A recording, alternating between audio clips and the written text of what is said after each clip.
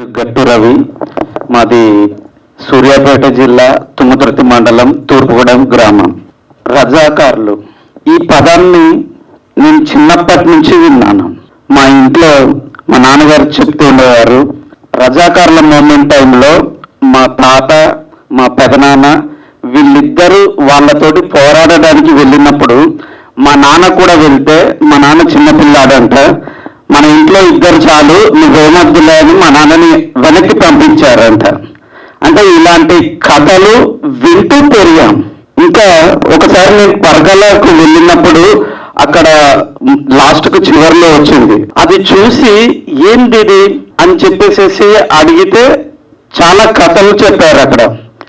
అంటే ఇలాంటివన్నీ ఒక్క దగ్గర, అంటే రజాకారులని నేను చిన్నప్పుడు విన్నది, మా ఊర్లో పెద్ద కట్టడం, దాని నుంచి ఎవరైనా వాళ్ళు వస్తుంటే, రజాకారులు వస్తుంటే బియ్యం మూటలు, తర్వాత కోడిపిల్లలు ఇవన్నీ తీసుకొని అడవులకు, అంటే చెట్ల దాటేసి అడవులకు పరిగెత్తే వాళ్ళంట.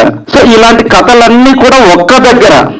అంటే ఈరోజు నేను రజాకారులు అన్న పదం నేను చిన్నప్పటి నుంచి విన్నదాన్ని ఒక్క దగ్గరగా చూశాను నేను.